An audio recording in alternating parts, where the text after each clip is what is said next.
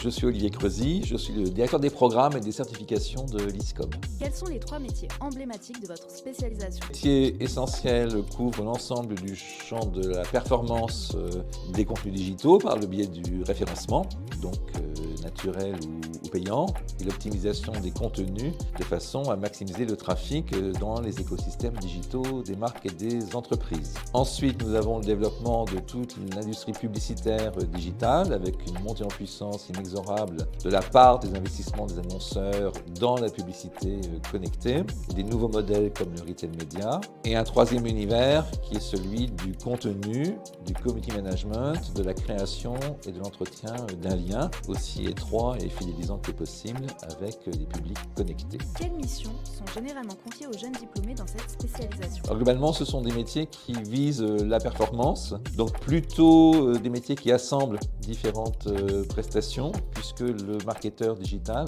est autonome en fait dans l'atteinte de ses objectifs de performance. Donc il va travailler sur les contenus, sur le référencement, sur le community management, sur des propositions commerciales, sur les politiques tarifaires quand on est sur un site de e-commerce. Donc c'est plus une palette de métiers, un clavier sur lequel on va choisir les bonnes touches en fonction des marques et des circonstances. Quelles sont les compétences clés à maîtriser pour réussir dans cette spécialisation? Une appétence pour la technologie, pas dans le sens technique, mais dans le sens le marqueur d'un monde qui change en permanence, qui permet de faire de nouvelles choses plus performantes. Et la grande valeur transversale de cet univers, c'est l'obsession de la performance. Donc on mesure, on observe, on remet en cause, on adapte, on corrige et on essaie toujours d'être plus efficace dans une approche très rapide. La dimension temporelle du digital est très accélérée par rapport à ce qui se passe en dehors du monde digital. Quels sont les 3 à 5 acteurs emblématiques de la spécialisation? Alors évidemment, la domination en publicité et référencement de l'univers Google et de l'univers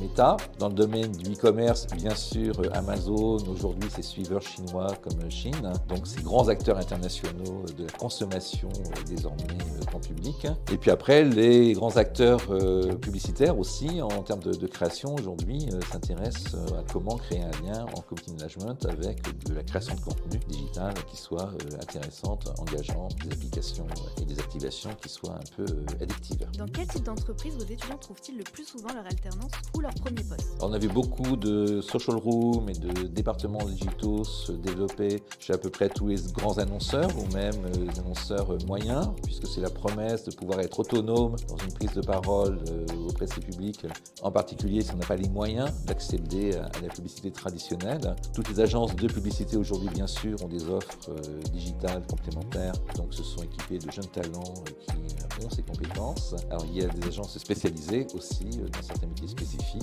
du référencement, du retail média aujourd'hui. Donc toute une nébuleuse de structures à la fois classiques qui se sont adaptées et puis de nouveaux entrants qui exploitent et rebondissent sur l'évolution des technologies. Il y a aussi des spécialistes des AdTech, des MarTech. Donc en permanence, une reconfiguration des métiers qui est liée au fait que l'innovation ne s'arrête pas. Quel projet étudiant illustre le mieux l'apprentissage dans votre spécialisation? Alors je crois que ce qui est intéressant, ce sont ces modèles de hackathon, de l'innovation et du social media qui obligent justement à travailler très vite. Et puis ces exercices, et en particulier le workshop qui est 100% IA, qui lui va aller très très loin dans la bonne identification des IA en fonction de leurs mérites respectifs. Et au-delà de ça, il y a une très forte acculturation des étudiants sur les possibles offerts par ces outils un peu magiques. Donc c'est vrai que dans le monde du digital, les IA sont omniprésentes et d'ores et déjà très maîtrisées par les étudiants. Quel est le profil idéal pour réussir dans cette spécialisation? Alors pas spécifiquement tech, ni geek, pas de caricature. Beaucoup de curiosité pour ce monde qui change, une capacité d'adaptation permanente, ne pas être déstabilisé par le fait que même les outils ne sont jamais finalisés. C'est ce qu'on appelle un monde bêta, qui est un monde en test permanent. Il y a toujours des nouvelles versions, des nouvelles façons de faire les choses. Donc il faut aimer ça. Il faut aussi accepter la sanction de ces mesures de performance. C'est pas grave, ça marche parfois, ça marche moins bien. bien dans d'autres cas. Il faut un esprit joueur, je pense, avec justement cette capacité à reparamétrer une campagne et savoir toujours essayer autre chose. Donc c'est une culture du test, du prototypage. Et puis je pense que c'est une façon de s'intéresser à l'avenir du monde en général. En quoi votre spécialisation se distingue-t-elle des autres spécialisations de l'ISCOP? Alors très clairement, évidemment, immergé dans l'univers spécifique des écosystèmes digitaux. On a la même compréhension de l'importance de la marque, mais on travaille sur des comportements qui sont radicalement différents, avec le temps passé sur les réseaux sociaux, qui ne fait qu'augmenter, le nouveau rôle des marques qui choisissent ces activations digitales parfois plutôt que de la pub traditionnelle, la vie des communautés, la puissance des communautés digitales, qui est une vraie façon nouvelle de cibler les interlocuteurs des marques. Donc c'est un monde à part qui a ses codes, encore une fois son vocabulaire, son jargon, qui complète le monde réel de la même façon que dans le temps d'une journée, nous passons une partie de notre journée dans la vraie vie et puis une partie sur les écrans. Donc c'est la même journée, c'est le même individu et ce sont deux univers différents. Quel conseil donneriez-vous à un étudiant qui hésite encore? De regarder comment